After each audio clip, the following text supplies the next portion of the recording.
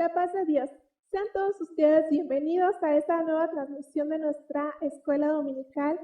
Ya hemos pasado ciertamente cerca de 2 meses en esta contingencia ocasionada por la pandemia mundial COVID-19 y ciertamente hasta este momento Dios ha estado con nosotros.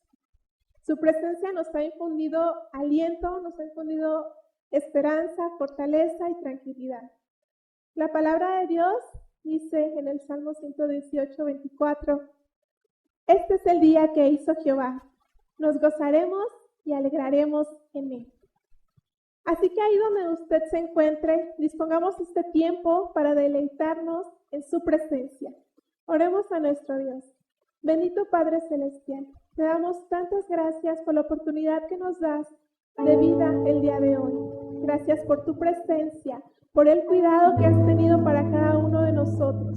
Te pido, Señor, que tomes el corazón y los pensamientos de cada una de las personas que están viendo esta transmisión. Que hables a sus corazones, Señor, que tomes sus emociones. Que recibas tú, Señor, esta alabanza que hoy damos a tu nombre, porque tuya es la gloria, tuya es la honra. En el nombre de Cristo te lo pedimos.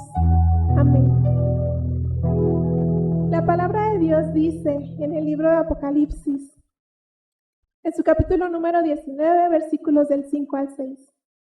Y salió del trono una voz que decía, alabad a nuestro Dios todos sus siervos y los que le teméis, así pequeños como grandes. Y oí como la voz de una gran multitud, como el estruendo de muchas aguas, y como la voz de grandes truenos que decía, aleluya, porque el Señor nuestro Dios Todopoderoso reina. Dice el libro de Isaías en su capítulo 43, versículo 7.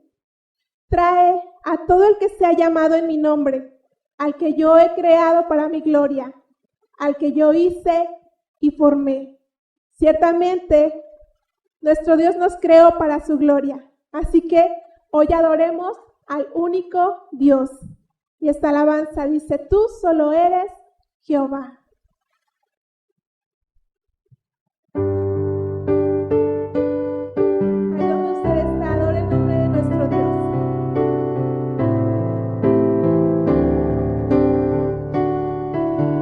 Tú solo eres Jehová. Tú hiciste los cielos y los cielos de los cielos, con todo su ejército,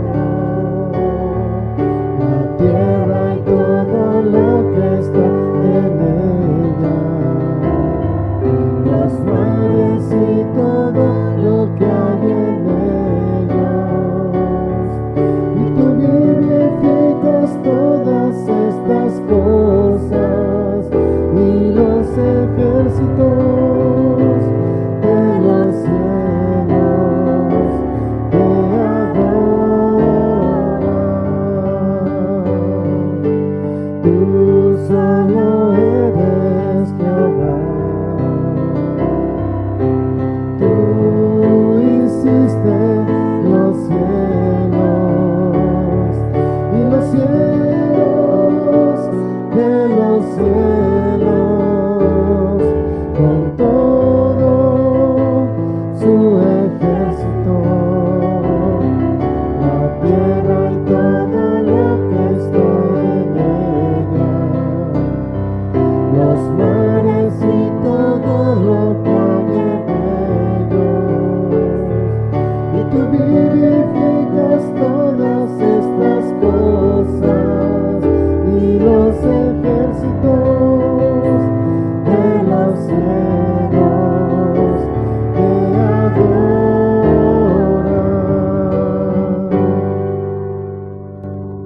Dice la palabra de Dios en el libro de Apocalipsis, en su capítulo número 19, versículo 7, la primera parte. Gocémonos y alegrémonos y démosle la gloria. En una de sus cartas, el apóstol Pablo nos insta a estar siempre contentos. Y muchos de nosotros podemos decir, ¿cómo es que yo puedo estar con una sonrisa todo el día cuando hay tantos problemas, tantas necesidades en estos momentos? Francamente, esto suena complicado, pues en muchas ocasiones la ansiedad, la duda, también la intranquilidad y aún nuestro pasado y los errores que hemos cometido nos señalan. Quieren robarnos esa alegría y esa paz que Dios nos ha dado. Pero fiel es Dios, que en la salvación que tenemos por medio de su Hijo Jesucristo, nos brinda también de su Espíritu Santo.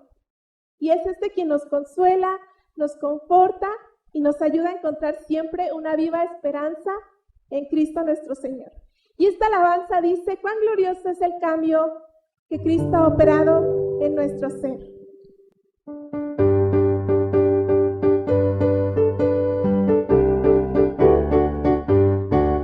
Cuán glorioso es el cambio operado en mi ser, viviendo a mi vida el Señor.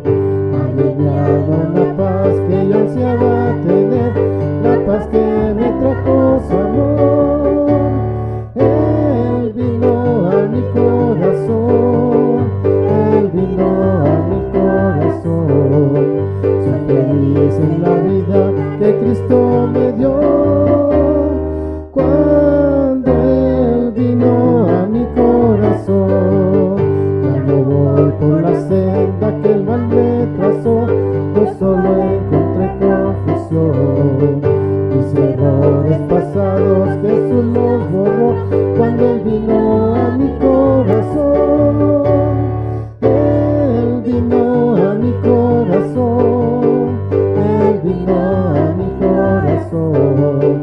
Soy feliz en la vida que Cristo me dio.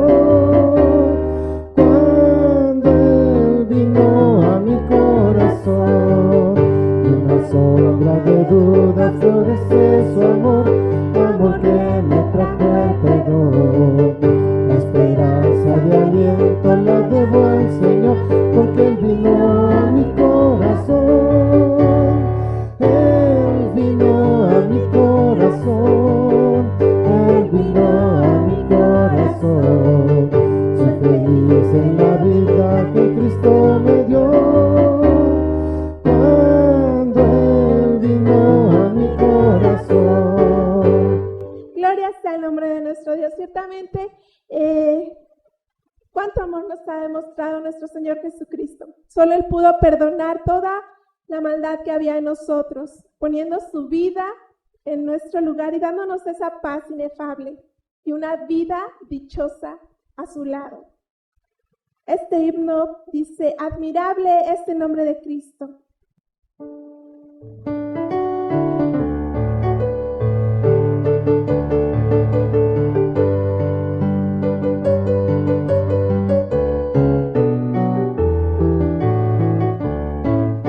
Admirable es el nombre de Cristo, su poder y virtud sin igual. Es el nombre que Dios ha provisto para dar vida eterna al mortal. Es un nombre cual mirra fragante que perfuma y embriaga mi ser, y en la lucha me hace constante por su buscar virtud y poder.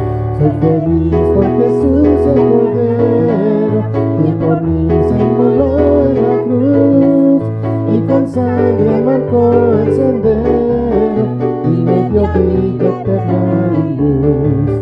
Me constiga el amor admirable de Jesús mi precioso Señor, ya que solo su amor insondable pudo amar a tan vil pecador. En su amor mi esperanza reposa, aunque el mundo me ofrezca placer, ya mi vida con Cristo es dichosa, yo le amo con todo mi ser.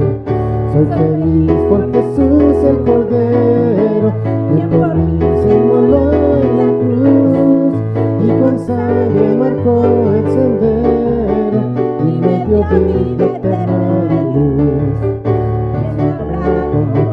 tan amable, que perdonas y olvidas el mal. Solo tú, oh Cordero adorable, inmolado en madero fatal, aceptando con gozo admirable al que acude contrito a tu cruz. Tú lo llenas de paz inefable y le das vida eterna y luz. Soy feliz por Jesús el Cordero, que por mí se inmoló en la cruz y con sangre marcó el sendero y me dio vida eterna y luz. Gloria sea el nombre de nuestro Dios. Si tiene ahí con usted su Biblia, ábrala en el libro de Zacarías, en su capítulo número 1, y vamos a darle lectura al versículo número 3. La palabra de nuestro Dios dice así: diles pues, así ha dicho Jehová de los ejércitos, volveos a mí, dice Jehová de los ejércitos, y yo me volveré a vosotros, así ha dicho Jehová de los ejércitos. Eres nuestro Señor. Ciertamente podemos reconocer que debemos toda nuestra dependencia a Él. Su palabra dice que Él se acordó de nosotros en nuestras debilidades y su fiel amor perdurará para siempre. Él es quien sostiene nuestra vida, así como dice esta alabanza: noble sostén de la esperanza mía.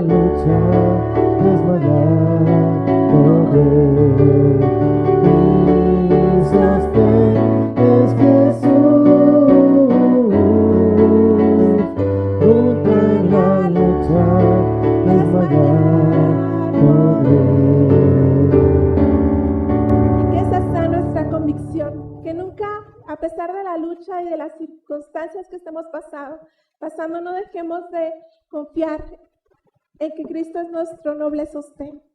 Y le invito a que ahí donde usted está, incline su rostro y vamos a hacer esta oración. Oremos por aquellas necesidades de su familia, de sus vecinos, de aquellos conocidos, de la iglesia en general. Bendito Padre Celestial, en esta hora, Señor, estamos delante de tu presencia, rogándote, Señor, por aquellas necesidades de tu pueblo. Que tomes tú la vida, Señor, de aquellos que están enfermos, quizás de COVID, en un hospital. También de aquellos, Señor, que tienen otras enfermedades, Padre bendito, que tú, Señor, les des fortaleza, les ayudes, Señor, en esta dificultad, Padre Santo, que tú proveas todos los recursos, Señor, que ellos necesitan, Padre, para afrontar esto. Sé tú su sostén. Te pido también, Señor, por las autoridades de nuestro país, que des tu sabiduría, Señor, a sus vidas, que ellos puedan, Señor, actuar conforme, Señor, a lo que tú quieres, a lo que es tu voluntad para cada uno de nosotros. Toma la vida, Señor, de todo el personal médico en los hospitales, Señor. Fortalece, Señor, sus vidas. Ayuda, Señor, y cúbrelos con tu Santo Espíritu, Padre Santo. Que podamos ver, Señor, tu gloria a través de esta situación, Señor. Que podamos comprender que necesitamos estar aferrados a ti, a tu presencia. Te ruego, Padre, que tomes la vida, Señor, de las familias que nos están viendo. Que tomes sus hogares, Señor. Que tú seas, Señor, quien provea todo lo necesario. Tú solamente conoces cada situación. Si quizás no hay trabajo, Señor, en ese hogar. Si quizás no hay salud, Señor. Toma sus emociones, te pido, Señor. Que tú des paz, Señor, a esos hogares, des tranquilidad. Que nos ayudes, Señor, a confiar más y más en ti. Para que seamos, Señor, luz en medio de las tinieblas, Padre. Todo esto te lo pido, bendito Padre, en nombre de tu amado Jesús. Amén. Dios les bendiga, hermanos, una vez más. Es un gusto poder estar en este lugar. Es cierto, hermanos, que ya se extraña el poder estar todos juntos en un lugar glorificando a Dios como iglesia, pero yo creo, hermanos, que también en nuestros hogares, haciendo cultos en familia, podemos sentir la presencia de Dios, pues Dios es omnipresente y en todos lugares está. Y bien dice su palabra que donde estén 2 o 3 reunidos en su nombre, Él está ahí en medio de ellos. Y con esa confianza que Dios está en nuestros hogares, en su sala, en su recámara, o en donde quiera que esté viendo este video, pues vamos a empezar una escuela dominical acerca del libro de Zacarías, uno de los profetas menores que escribió, pues, entre otras cosas, la restauración de su presente y una restauración futura. Le invito a que abra su Biblia en Zacarías, capítulo 1, versos 2 al 6. Vamos a darle lectura, ustedes en su casa, y la palabra de Dios dice así: Se enojó Jehová en gran manera contra vuestros padres. Diles pues, así ha dicho Jehová de los ejércitos, volveos a mí, dice Jehová de los ejércitos, y yo me volveré a vosotros, ha dicho Jehová de los ejércitos. No seáis como vuestros padres, a los cuales clamaron los primeros profetas, diciendo, así ha dicho Jehová de los ejércitos, volveos ahora de vuestros malos caminos y de vuestras malas obras, y no atendieron, ni me escucharon, dice Jehová. Vuestros padres, ¿dónde están? Y los profetas, ¿han de vivir para siempre?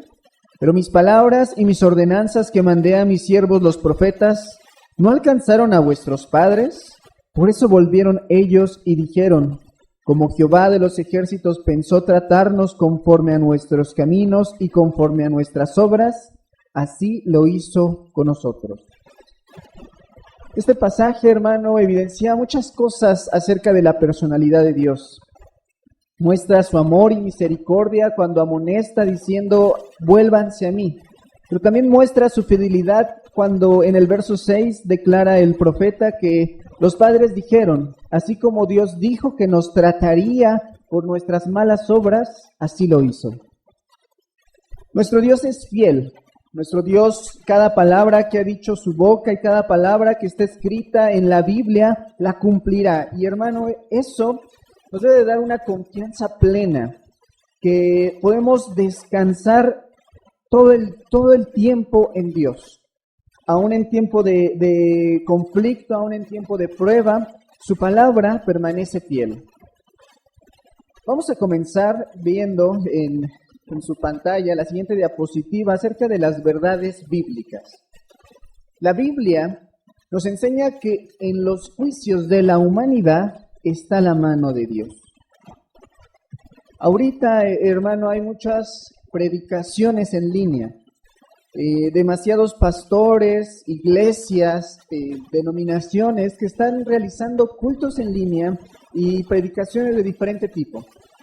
En algunos momentos he escuchado alguna de ellas y he escuchado que algunos de ellos dicen que Dios no tiene nada que ver con esto de la pandemia, que Dios no castiga o que Dios no manda juicio. No quiero contradecir a esas personas, sin embargo la Biblia nos enseña que el juicio viene de parte de Dios. Y yo le pregunto, si no viene el juicio de parte de Dios, ¿de quién más podría venir? ¿Quién más es justo para dar a cada quien lo que le corresponda? La humanidad no puede practicar como tal una justicia porque el castigo será mayor de la pena o menor. La justicia divina, valga la redundancia, es precisa, justa, da a cada quien, como dije hace un momento, da a cada quien lo que le corresponde. Y el Señor Dios manda el juicio. Él hace descender su lluvia, Él detiene la lluvia, Él manda la sequía, Él hace salir su sol o permite que haya día nublado, manda el frío y el calor, manda la langosta, manda los insectos, manda, en fin. En las plagas de Egipto, bueno, Él fue el que ordenó esas 10 plagas. El Señor, la Biblia nos enseña que Dios o la mano de Dios está en los juicios de la humanidad. Nuestra verdad bíblica aplicada dice que si reconocemos que Jesucristo es el mismo ayer, hoy y siempre, atendamos la amonestación que nos hace para volvernos a Él de todo corazón.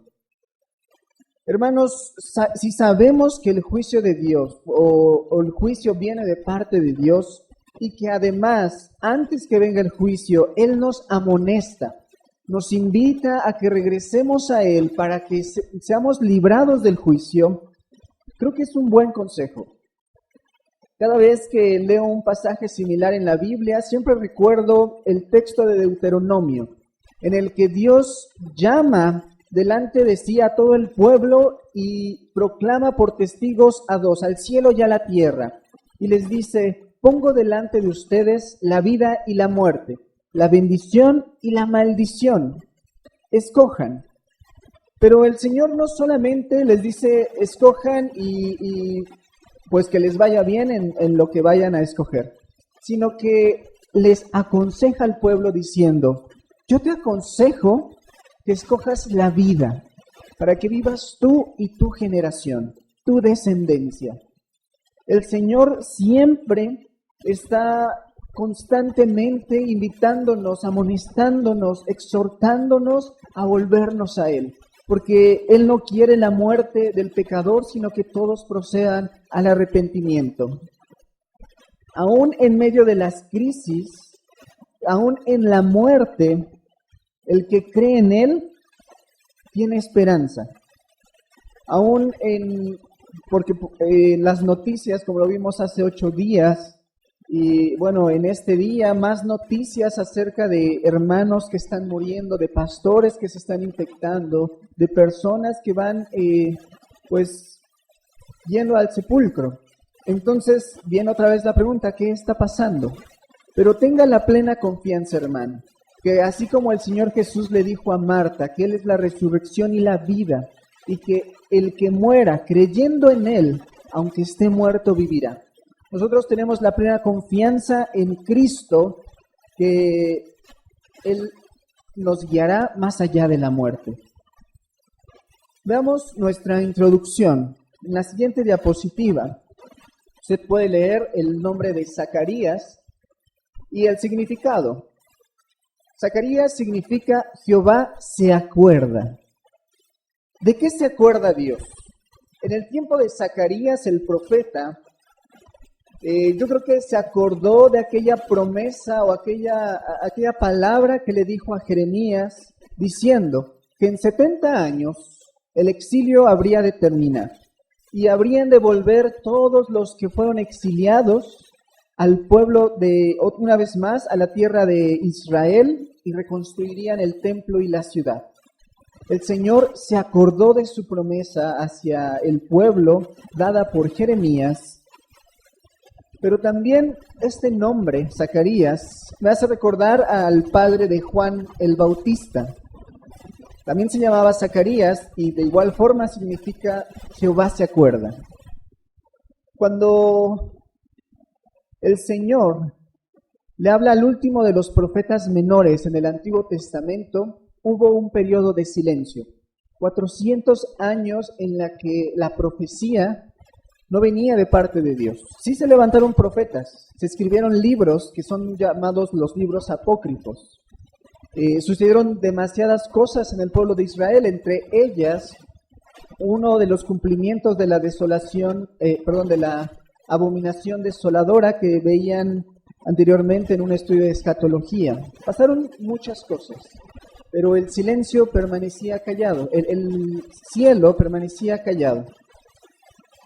Pero Dios, a través de Zacarías, el sacerdote, se acuerda de aquella promesa que habría de venir un Mesías, el Salvador definitivo. Le anuncia que tendrá un hijo, no el Mesías, sino el hombre que prepararía el camino para el Cristo. Juan el Bautista, en su ministerio, presenta a Cristo como el Cordero de Dios que quita y borra el pecado del mundo. Asimismo se llama el amigo del esposo, el que presenta a la novia con el esposo y los une. Es maravilloso cómo los nombres hacen referencia a la obra de Dios. El Señor se acuerda de nosotros. Y tenga, hermano, por seguro que aún ahorita, en este momento de encierro, que terminará eventualmente en 20 días, en 50, en 2 meses, Dios sabe cuándo terminará, pero ahorita Dios se acuerda de su pueblo. Se acuerda de usted y créame que si le permitirá pasar por la prueba, lo sostendrá. Zacarías, el profeta, fue contemporáneo de Ageo. Hace algunas lecciones veíamos cómo Ageo vivió en un tiempo de post-exilio, cuando regresaron de Babilonia a Jerusalén. Vivieron en la misma circunstancia. La predicación de Ageo y Zacarías se desenvuelve en el mismo ambiente de dificultades en las que la preocupación principal es la terminación de las obras del templo, como un preámbulo de la restauración del Mesías. A pesar de que Zacarías tiene también el deseo de la reedificación y la culminación del templo, se preocupa más el profeta Zacarías acerca de los valores morales, acerca de la vida espiritual. Ageo se enfocó mucho a cómo se ejercía la obra. Si se acuerdan, Ageo recrimina a los hombres que construían el templo porque les dice que no lo estaban haciendo de una manera íntegra. Les dice, y les pone un ejemplo, si el sacerdote toca algo inmundo y luego toca el pan santo, va a contaminar el pan. Y el sacrificio que ha de ofrecer no será limpio. Y les decía, así son ustedes, que viven en pecado y reconstruyen el templo. El templo no será santo.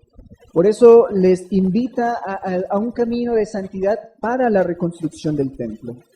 Pero Zacarías hace una invitación a la santidad, no para reconstruir el templo, sino para que la presencia de Dios morara en Israel. Es curioso cómo Zacarías, a pesar de que acaba de terminar un juicio de Dios de 70 años en Babilonia, comienza a hablar de un nuevo juicio. Comienza a hablar otra vez de reprensión, otra vez de valores morales, otra vez de volverse a Dios. ¿Por qué? Porque Zacarías reconoce que la restauración completa traerá justicia y juicio.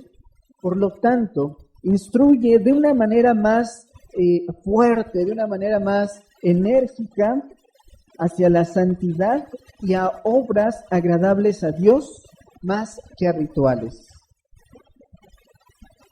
En nuestro siguiente punto, nuestra siguiente diapositiva dice que, el libro de Zacarías lo podríamos dividir en dos partes.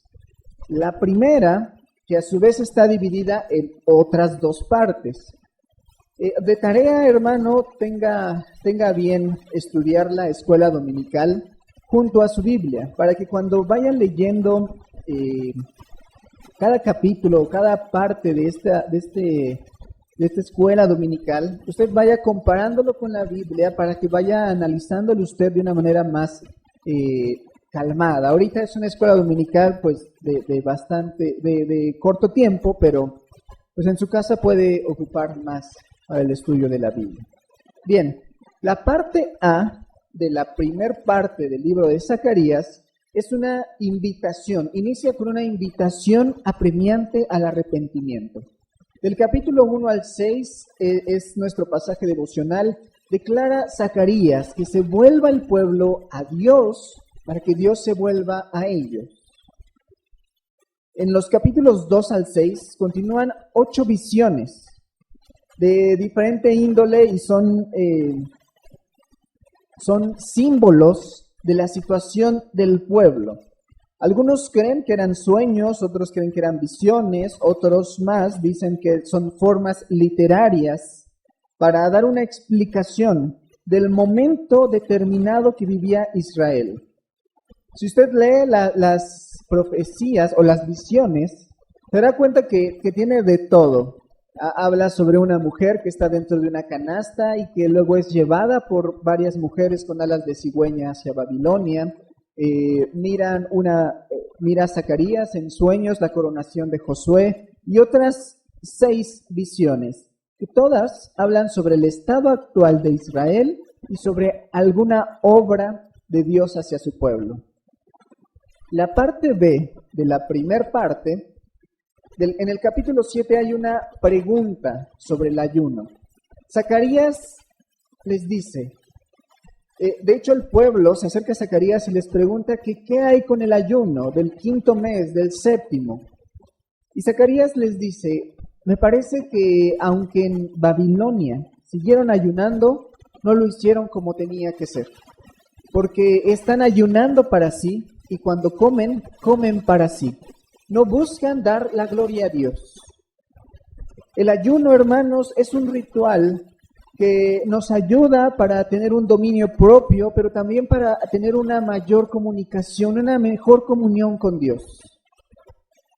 Pero si se hace de una manera en la que queremos que las personas nos vean, que miren cómo ayunamos, cuán justos somos, cuán humildes somos al ayunar, hermano, no sirve de nada.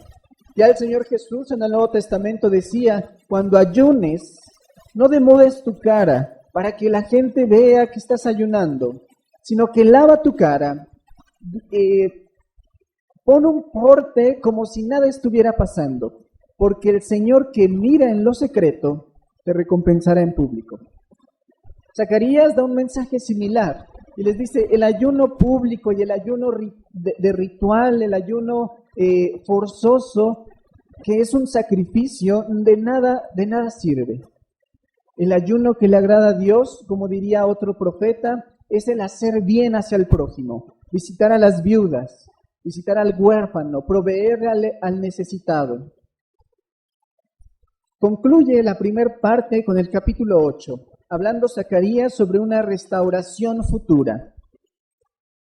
Es maravilloso cómo este libro lo podríamos dividir muy claramente en dos. La segunda parte pareciera que otro profeta escribió del capítulo 9 al 14. Es interesante ver cómo en esta sección no se hace referencia al mismo Zacarías, no hay visiones, no se menciona a un ángel que interpreta los sueños, no hay una pregunta de Zacarías, no se menciona la fecha, las fechas en las que se está llevando a cabo esa profecía o en la que se está escribiendo. Y lo más significativo, no hay mención de Josué, el sacerdote, ni Zorobabel, el hijo o el descendiente de David. Personas muy significativas para la restauración del pueblo. En estos capítulos ya no hay esas menciones. Pareciera que otro profeta lo escribió, ya que el enfoque de estos últimos capítulos hacen referencia directa al Mesías y a su obra redentora. Quizás Zacarías decidió partir el libro en dos de manera significativa para enfocarse de cada tema principal. En la primera parte, los capítulos del 1 al 8, habla de una restauración de su presente. Habla de el castigo, habla que la desobediencia trae juicio, entre otras cosas, pero de su presente. Pero en la segunda parte, habla de la restauración futura que se cumplió parcialmente con la venida primera del Señor Jesús. En el capítulo 9 contemplamos aquella profecía en la que dice que el rey habría de venir montado en un pollino. Y ya se cumplió. Pero posteriormente Zacarías habla de una restauración completa, de un establecimiento de un reino duradero gobernado por el Mesías. Eso todavía no se cumple, pero se cumplirá. Seguido a estas profecías, también hay crítica, hay reprensión acerca o sobre los gobernantes actuales. Hay una sanción a los jefes de Jerusalén afirmando que ya no se puede confiar en ellos, que han tergiversado la palabra de Dios y que se han olvidado de Dios mismo. Ahora son llamados pastores inútiles, son llamados personas que no sirven para lo que fueron llamados. Pero el mensaje no es solamente desastre y crítica, sino la esperanza de este Mesías y del día del Señor para restaurar a Jerusalén en su totalidad. Esta segunda parte, como les decía, no tiene en sí mismo escrita una fecha o un tiempo específico, es atemporal. Y yo creo que lo es porque el Espíritu Santo, quien inspiró la Biblia, quien inspiró a Zacarías y quien inspiró a los escritores del Nuevo Testamento, hay una declaración importante en el Nuevo Testamento que dice que ni aun los ángeles del cielo saben cuándo vendrá el Hijo del Hombre por segunda vez. Zacarías, que inspirado por Dios, escribe de manera atemporal y describe la entrada triunfal, primero como un rey humilde, pero también lo podemos tomar, si nos acordamos de la escuela dominical acerca de la entrada triunfal, vendrá una segunda entrada triunfal definitiva, en la que el mismo Cristo vendrá ya no como un rey humilde, sino como un rey de reyes y señor de señores. Ya no vendrá montado sobre un pollino, hijo de asna, sino sobre un caballo blanco, haciendo guerra contra todo aquel que esté en contra de su ley. Veamos nuestra siguiente diapositiva. Un error. Es un error pensar que manifestar nuestra fe se puede hacer con ritos externos, con oraciones públicas, con ayuno, con demudar nuestro rostro, con decirle a todo el mundo que estamos haciendo esto o aquello, ofrendando, diezmando, compartiendo. Ayunar es bueno. Orar en público también lo es. Evangelizar, compartirle al prójimo es correcto, es bueno. Pero si se hacen de manera propia, de manera egocéntrica, para que vean a uno que lo está haciendo, sin buscar la gloria de Dios, ni darle la gloria a Dios, es en vano. Es similar al ayuno del pueblo, en el que ayunaban y comían para sí. Y llama mi atención cómo Zacarías les reprende en Zacarías capítulo 7, verso 12, y les dice: y pusieron su corazón como diamante, para no oír la ley ni las palabras que Jehová de los ejércitos enviaba por su espíritu por medio de los profetas primeros. Vino por tanto gran enojo de parte de Jehová de los ejércitos.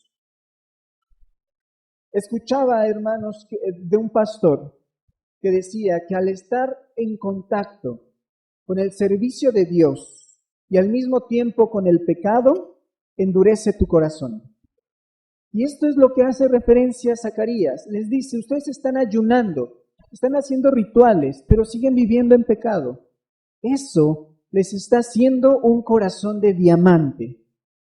El corazón de diamante, hermano, esta figura literaria es interesantísima, ya que uno de los objetos, o más bien el objeto más fuerte que existe en la tierra es el diamante. Y Zacarías dice, ustedes están haciéndose un corazón similar a algo irrompible, a algo que no se puede quebrar sino con un mismo diamante. Hermanos, en la actualidad no podemos permitirnos esa actitud del pueblo, de vivir y hacer cosas agradables delante de Dios, cosas santas, y seguir en pecado. Eso hará que su corazón, que mi corazón, se vuelva de diamante, no precioso, sino duro a la palabra de Dios, duro a la reprensión. No, es un error, querido hermano, creer que por fe nos salvaremos. Ya lo escribía Pablo en la epístola a los Romanos, no es por obras para que nadie se gloríe, sino por fe, y esta fe no viene de nosotros, sino que es don de Dios. La Biblia nos enseña que Dios ama ante todo la verdad, la misericordia y el juicio justo, de modo que nadie maquine mal en su corazón. Agradar a Dios no es cuestión de un ritual, no es cuestión de venir a un templo, de hincarse, de arrodillarse, sino de una entrega total en nuestra relación con Él y con nuestro prójimo. Dice la Biblia el gran mandamiento, ¿cuál es? El primero es, amarás al Señor tu Dios con todo tu corazón, con toda tu mente, con todas tus fuerzas, con toda tu alma, con todo lo que eres, ama a Dios. Y el segundo es semejante, ama a tu prójimo como a ti mismo. En estos dos mandamientos se resume la ley y los profetas. Y bueno, de este libro profético quisiera resaltar y comentar algunos pasajes para estos días complicados. En la siguiente diapositiva podrá ver una imagen de un montón de ropa sucia. Y este punto lo llamé el pecado y sus consecuencias se vuelven costumbre. En esta semana llegaba un mensaje a nuestros celulares en el que declaraba que la Organización Mundial de la Salud decía que el coronavirus será parte de nuestra vida, que ya nuestra vida no va a volver a ser la misma. Volveremos, bueno, cuando lleguemos a la nueva normalidad, como le están llamando, pues vamos a seguir respetando la sana distancia, seguiremos guardando o absteniéndonos del saludo de mano, de beso, el afecto físico. Y me sorprendía y me hacía reflexionar sobre un ejercicio que hice acerca de las noticias que si en su momento Adán, en el momento en el que vivió Adán y su descendencia, hubiera habido reporteros y noticias, ¿cuáles hubieran sido? Quizá el reportero habría dicho, bueno, pasó algo insólito. El primogénito de Adán, nuestro padre, mató a nuestro hermano Abel. Entre otras noticias, uno de sus descendientes, Lamec, tomó para sí 2 mujeres y las 2 mujeres consienten la poligamia. Entre otras noticias, la violencia sigue en aumento Entre otras noticias, la tierra ya no da su fuerza como antes y están surgiendo, aunque no los sembremos, espinos y cardos. La enfermedad estaba volviéndose común entre los seres humanos. Y todas estas noticias que al principio fueron quizá muy impactantes para los humanos primeros, pasó a ser normalidad. La muerte, la enfermedad, la violencia, todo eso pasó a ser normal. Incluso ahora, la Organización Mundial de la Salud nos dice ahora el coronavirus será parte de su vida. Las consecuencias del pecado se vuelven costumbre, se vuelven normales. Dice Zacarías 1, verso 4. No seáis como vuestros padres, a los cuales clamaron los primeros profetas diciendo, así ha dicho Jehová de los ejércitos, volveos ahora de vuestros malos caminos y de vuestras malas obras, y no atendieron ni me escucharon, dice Jehová. Hermano, los juicios de Dios no vienen porque sí, no vienen porque Dios sea como algunos se mofan de Dios o se tratan de burlar de Él diciendo que Él es un niño con una lupa en sus manos y nosotros somos las hormigas, estamos siendo quemadas a la luz del sol. Dios no es así. Dios no hace las cosas por algún capricho o porque o porque algo se le salió de las manos. Dios no es así. Dios envía sus juicios porque somos desobedientes. Zacarías 1 al 4 declara que Dios los amonestó y les dijo, vuélvanse a mí, anden en mis caminos. Pero ¿qué hicieron los padres del antiguo pueblo? No obedecieron. ¿Y qué hace ahorita la humanidad? ¿Qué hace ahorita el hombre? Se le predica la palabra, se le dice que Dios es amor y que requiere un arrepentimiento sincero y lo ignoran. Por tanto, vienen juicios de parte de Dios. En la imagen, usted se preguntará por qué hay una montaña de ropa sucia. Zacarías capítulo 3, verso del 1 al 10, hay una visión del sumo sacerdote Josué. Y es una visión que la podríamos argumentar en cuatro puntos. El primero, Satanás acusa al sacerdote. Josué está delante de Dios y Satanás está señalándole un pecado. Y el pecado de Josué es que sus ropas estaban sucias. Su vestidura estaba llena de manchas. Esas manchas simbolizan el pecado del pueblo. El sacerdote tenía sobre sí mismo el pecado de todo Israel. Pero miren lo maravilloso y bueno que es Dios. Porque aunque somos pecadores, dice la Biblia, Cristo murió por nosotros. Dios, al ver al sacerdote Josué y la acusación de Satanás, lo primero que hace es reprender a Satanás, lo detiene. Y luego a Josué le quita su ropa sucia y le pone una nueva. Esta obra, querido hermano, es muy similar a nuestra vida. Ahorita el diablo, Satanás, nos tienta, nos busca para hacernos caer, nos acusa delante de Dios. Incluso acusa nuestra mente y nos dice, tú no eres hijo de Dios porque haces esto o aquello. El diablo es mentiroso y busca que le sigamos a él y que cometamos mentira. Pero el Señor, siendo tan bueno y maravilloso, vino para destruir las obras del diablo. Vino para destruir sus engaños. Vino para destruir las tentaciones. Vino para darnos fuerza en medio de la prueba y para quitar el pecado de nosotros. Dice la Biblia en muchos pasajes que si nos ponemos a cuentas con Dios, Él limpiará nuestros vestidos, que si fueren rojos serán como blanca lana, y si fueren como el carmesí, vendrán a ser como la nieve. Otro pasaje, y bueno, como le decía, muchos pasajes hablan sobre la limpieza que Dios nos da por medio del sacrificio de su Hijo. Y algo similar pasó con el profeta Josué.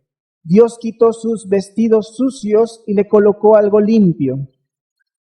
Pero también Dios no solamente limpia, sino que amonesta. Y les dice en el capítulo 8 verso 16 les dice, anden en mis caminos. Y quizá usted tenga una pregunta, ¿cuáles son los caminos de Dios? Capítulo 8, verso 16 dice, estas son las cosas que habéis de hacer. Hablad verdad cada cual con su prójimo. Juzgad según la verdad y lo conducente a la paz en vuestras puertas. Y ninguno de vosotros piense mal en su corazón contra su prójimo, ni améis el juramento falso, porque todas estas cosas que aborrezco, dice Jehová. Y el verso 19, al final de este verso dice, amad pues la verdad y la paz. Zacarías no solamente reprende, no solamente juzga, sino que también da la solución. Si quieres mantener limpios tus vestidos, ama la justicia y la paz. Haz misericordia con tu prójimo. Veamos nuestra siguiente diapositiva. Si la mira en su pantalla, dice, en tiempos de prueba, la oración es crucial. Zacarías capítulo 13, verso 9, dice de la siguiente manera, y meteré en el fuego a la tercera parte, y los fundiré como se funde la plata, y los probaré como se prueba el oro. Él invocará mi nombre, y yo le oiré. Y diré, pueblo mío, y él dirá, Jehová es mi Dios. En medio de la prueba, hermano, en medio de esta situación difícil, la oración es el único aliciente, además de la palabra de Dios. Estas dos cosas, oración y Biblia, de la mano nos conducen por buen camino. A través de la oración, si usted mira la diapositiva, dice, reconocemos a Dios. A través de la oración reconocemos el carácter divino. ¿Quién es Dios? Sabemos cómo actúa. Hace 8 días, mientras explicaba otro punto de la escuela dominical, les decía que Dios hace justicia y juicio en la tierra. Hace misericordia para con los habitantes del mundo. A través de la oración conocemos a Dios. Y algo más maravilloso, Él nos reconoce. Dice Zacarías, yo diré, pueblo mío. Al ser reconocidos por Dios y al ser llamados sus hijos, tenemos los beneficios de los hijos de Dios. Aparte de la salvación, que con eso podría ser suficiente, Dios, al ser tan bueno y bondadoso y al ser amor, nos prodiga de bendiciones. Al ser reconocidos por Él, tenemos la seguridad de su cuidado, de su paz, de su provisión, de su tranquilidad, de su compañía, de su presencia en cualquier momento de nuestra vida. Nuestro siguiente punto, y es ya el penúltimo para concluir esta escuela dominical, dice, cuando acabe la prueba, esta prueba de pandemia mundial, de coronavirus, ¿en qué nos apoyaremos? ¿Cuál será la punta de lanza con la cual comenzaremos a hacer todo lo que venga? Ahorita el gobierno ya sacó diferentes planes para volver a la nueva normalidad. Pronostican ciertas fechas, ciertas actividades, todo para que podamos volver a como éramos antes. Pero dice el Salmo 118, un salmo o un pasaje en el que dicen que es el centro de la Biblia. Dice el Salmo 118, 8 y 9, mejor es confiar en Jehová que confiar en el hombre. Mejor es confiar en Jehová que confiar en príncipes. ¿En qué nos apoyaremos cuando termine la prueba? ¿En el gobierno? ¿En los dirigentes? ¿En los políticos? ¿En los que van adelante? ¿O en lo que dice Zacarías capítulo 4, verso 6? Entonces respondió y me habló diciendo, esta es palabra de Jehová a Zorobabel que dice, no con ejército ni con fuerza, sino con mi espíritu, ha dicho Jehová de los ejércitos. En el tiempo en el que vivía Zorobabel, fueron reconstruidos el templo y los muros. Las murallas fueron reconstruidas. Pero dice el Señor, ¿con qué construirán? ¿Con qué van a formar el templo? ¿Con qué van a levantarlo? No con fuerza ni con espada, sino con mi espíritu. Bien dice un pasaje dentro de la Biblia que dice, si Dios no edifica la casa, en vano trabajan los que la edifican. Y si Dios no guarda la ciudad, en vano vigila el atalaya. En vano, hermanos, será trabajar y volver a una nueva normalidad sin la presencia de Dios. En vano será hacer todo esto incluso sin la dirección del Espíritu Santo. Por eso la pregunta, que no se responderá hoy, justo en este momento, sino que se responderá cuando volvamos a los templos, cuando volvamos al trabajo, cuando volvamos a las calles. ¿En qué se apoyará nuestra vida? ¿En el hombre o en Dios? No debemos olvidar, hermano, que a cada generación Dios nos amonesta a través de su palabra para que nos volvamos a Él. Si no atendemos al llamado que Dios nos hace, puede llegar el momento en que Dios abandone a su pueblo y deje de amonestarnos. Pues la Biblia dice, ¿y los profetas viven para siempre? Pareciera que la gloria de aquellos hombres con la unción de Dios ha quedado en el pasado. Aquellos tiempos de milagros, aquellos tiempos de grandes campañas de evangelismo, aquellas obras de nuestros padres, parecen muy lejanas. Pareciera que debido a una situación generalizada en la iglesia, Dios se ha apartado de nosotros. Pero es momento, hermano, que de manera personal hagamos una conclusión de nuestra relación con Dios y volvamos a Él para que Él se vuelva a nosotros. Lo que Dios más desea de sus hijos son expresiones de amor y comprensión por el prójimo, y no las meras manifestaciones exteriores de un culto, de un ritual y aún de penitencias. Dios nos sigue llamando a cumplir nuestros deberes como hijos de Dios, éticos, sociales, con toda sinceridad. Y pide que nuestros caminos se dirijan hacia Él. Y a nuestro prójimo lo cuidemos, lo respetemos como un medio para glorificar a Dios.